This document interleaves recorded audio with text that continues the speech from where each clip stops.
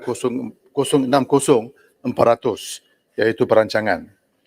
Tunggu saya ingin meminta kementerian, khususnya menteri, kalau sekiranya kementerian akan mempertimbangkan untuk menggubal satu akta baru iaitu Akta Ventilation and Clean Air Act ataupun Akta Ventilasi dan Pengudaran Bersih bagi membendung penularan COVID-19.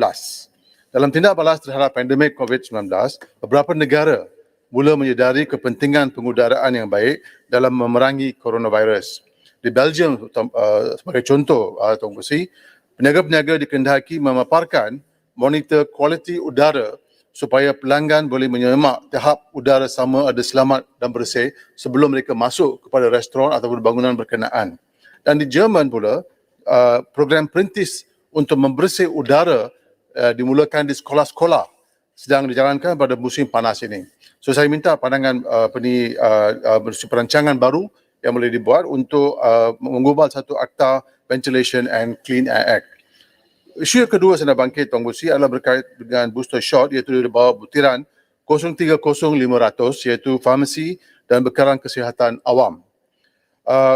Tuan Kerusi, KKM kini dalam fasa memberi suntikan dos penggalak ataupun booster shot kepada individu-individu yang telah divaksin. Namun setakat 2 Disember 2021, hanya 8.35% daripada penduduk Malaysia telah menerima dos penggalak ini. Adakah Kementerian Kesihatan Malaysia akan mewajibkan suntikan dos penggalak untuk semua rakyat termasuk pekerja asing yang ada dokumen dan juga yang tidak ada dokumen dan juga termasuk pelarian yang ada di Malaysia? Dan adakah Kementerian Kesihatan Malaysia akan menggunakan langkah memberi vaksinasi dos penggalak menerusi mekanisme seperti PPV yang diamalkan beberapa bulan yang lalu, atau menerusi sistem KKM yang sedia ada menerusi hospital dan juga klinik kesihatan? Bagaimanapun saya nak tanya kepada kementerian ialah berkait dengan kekeliruan orang ramai berkenaan suntikan dos penggalak Pfizer kepada penerima vaksin Sinovac. Kita telah beberapa orang telah menerima Sinovac dan sekarang mereka diberikan vaksin Pfizer, dan ini telah menimbulkan kekeliruan dalam masyarakat. So saya cadang kepada pihak kementerian untuk menjelaskan apakah impak medicine kesihatan dalam isu ini, dan juga saya nak tanya kepada pihak menteri, adakah KKM akan memberi vaksin Sinovac secara percuma kepada orang ramai? Saya tanya soalan ini sebab pada masa sekarang kita dapati bahawa kita boleh mendapat vaksin Sinovac kalau kita membayar RM300, RM178 dan sebagainya. Dan ini akan mengabaikan ataupun akan disadvantage the poor.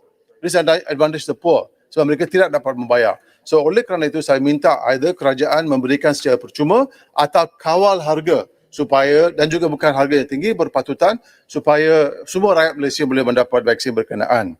Isu yang berikut adalah doktor kontrak, Tuan Kerusi, iaitu di bawah butiran 010200 sumber manusia. Kenyataan KKM bertarikh 14 November 2021 menyatakan keperluan doktor dalam negara ialah seperti nisbah berikut, iaitu 1 doktor kepada 400 penduduk pada tahun 2025 dan 1 doktor kepada 300 penduduk pada tahun 2030. So soalan saya kepada kementerian ialah beberapa peratus doktor kontrak akan diserapkan dalam perkhidmatan tetap untuk tahun 2022 dan apakah kos keseluruhan kepada kerajaan? Ini saya tak nampak dalam butiran yang telah diberikan dalam buku yang kita diterima, yang diberikan. Dan apakah perkembangan tentang pengubalan akta pencen bagi menerap doktor kontrak menerusi jawatan tetap dengan KWSP yang diumumkan oleh mantan Perdana Menteri dan juga Tan Sri KSU. Terima kasih, Tuan Kerusi. Terus saya nak pergi kepada bincang mengenai Cancer Fund di bawah butiran 030300 di kawalan penyakit. Pada tahun 2019, kanser ataupun bara adalah penyebab kematian kedua terbesar di Malaysia. Lebih kurang 100,000 penduduk Malaysia menghidap bara pada satu masa, dan 1 daripada 10 lelaki dan 1 daripada 9 wanita berisiko mendapat penyakit ini sepanjang hayat mereka. Menurut George Institute for Global Health, 99% daripada pesakit kanser di Malaysia akan menghabiskan simpanan hidup mereka dalam 1 tahun.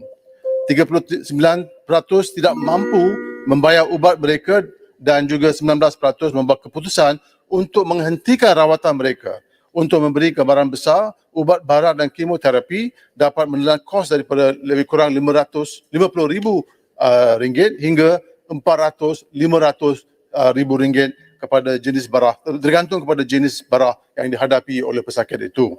Terima kasih. Oleh kerana itu saya cadang satu daripada punca kematian tinggi adalah kos ubat yang terlalu tinggi.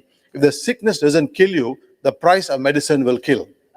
Sebelum itu saya mohon kepada pihak kerajaan menubuhkan dana kanser nasional dengan wang yang sedia ada dengan satu dana sebanyak RM20 juta sebagai permulaan. Akhir sekali Tuan Besi, persediaan KKM untuk menghadapi gelombang variasi baru COVID-19 di bawah butiran 030-300.